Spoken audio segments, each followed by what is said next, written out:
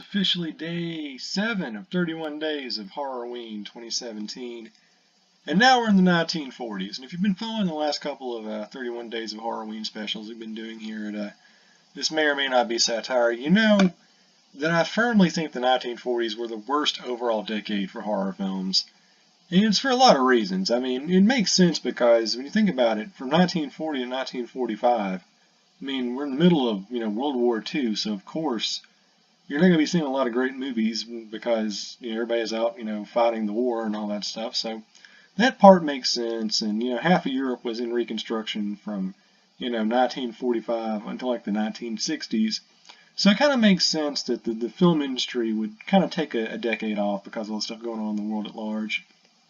But interestingly enough, it's kind of weird to kind of look at some of the themes that you see in these movies from the 1940s, because every decade touches upon a different sort of socio-cultural element, right? Because 1910s,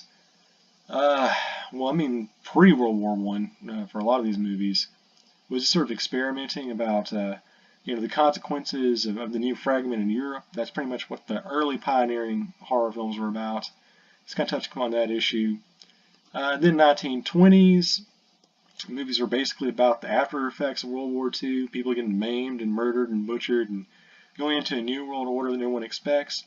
In 1930s, more about people kind of addressing modernity, and kind of confronting the horrors of science and all these other things that are going on in the world, crumbling oligarchies, moving into World War II. So basically, those movies are very representative of the times. So in the 1940s, strangely enough, you're not seeing a whole lot of movies about some of the big contemporary global issues today. Not a whole lot of horror films about World War II were actually made during World War II.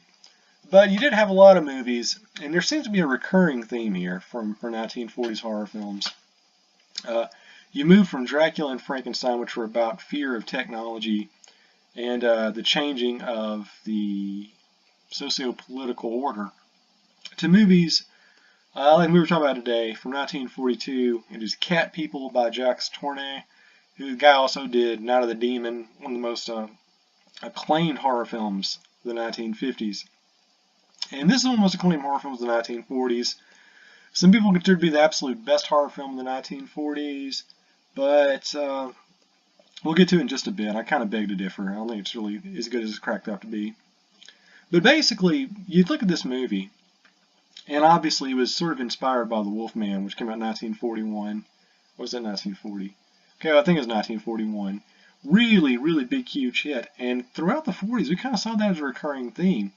That a lot of horror movies were not about the fear of, the monsters like the Grim Reaper chasing you, or, the physical embodiment of death, inescapable fate, or just technology going crazy, or, the old spirits of the oligarchic world order like Dracula chasing after you. Now we're talking about movies where the monster is you and me, where we're looking at average, everyday, normal people, but something comes along through some metaphysical means. They end up getting possessed, and they turn into something completely inhuman that's unstoppable that goes on killing sprees. And a lot of that you can kind of see as sort of a comment on sexual repression. I mean, you didn't really see a lot of it in The Wolfman, but read between the lines. You saw it in movies like The Leopard Man, but it was never really as explicitly stated as it was in Cat People. In Cat People, very quickly, it's a movie about a woman from Serbia who is basically becomes a panther every time she gets angry or every time she gets turned on. So, boy, talk about a really, really on-the-nose illusion for the femme fatale, right? She gets mad, she tries to kill you. She gets horny, she tries to kill you. That was the 1940s for you. But it's a pretty interesting movie because it's about this Serbian woman, and she's getting married to a guy, but she can't, seal the deal in the wedding bed, because if she does, she turns into a leopard or a panther or whatever the hell that thing's supposed to be, and eats people. So the metaphor there is pretty on the nose. It's about the sexual repression of women. Some people, in hindsight, have held it as like a proto-feminist masterpiece, but I'm reading it more contextually. There's just not a lot here. Number one, the main character, played by Simone Simon, just not really fleshed out that well. She's very one-dimensional. They don't really give her that much emphasis. And the thing is, it's one of those movies where they don't really come out and tell you that she's the villain of the film, that you even really know like anything going on until like the last 10 minutes of the movie, where then it's explicitly said, oh, by the way, she turned into a cat.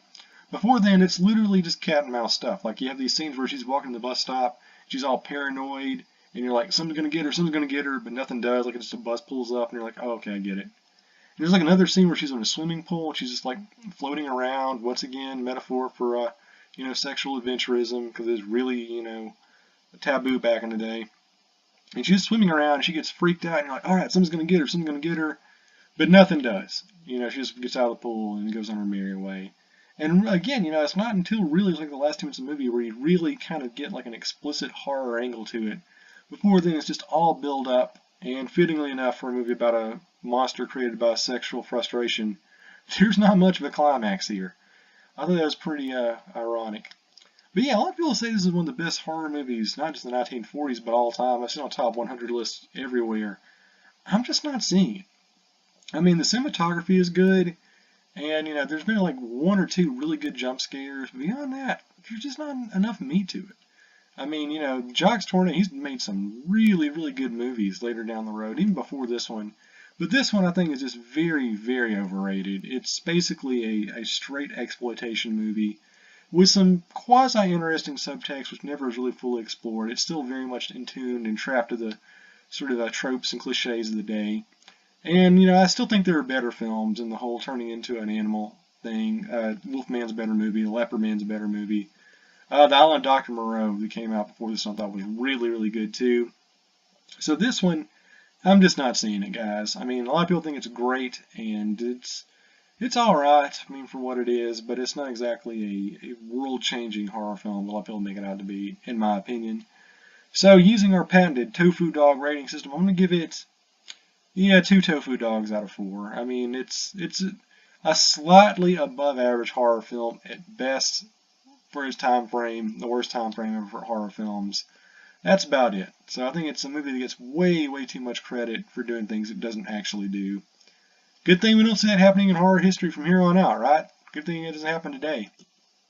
Or has been going on for like the last 50 years. Well, anyway, that's my thoughts on Cat, people. You may disagree. Do whatever. It's a free country. We continue 31 Days of Horror with Day 8. We're still in the 1940s. And we've got an all-star crossover movie starring a whole bunch of Universal monsters that sucks. But stick around for it anyway. I'll do my best to get you through it. And after that, hang in there, because the 1950s are upon us, and we actually have some good movies then. I know, big surprise.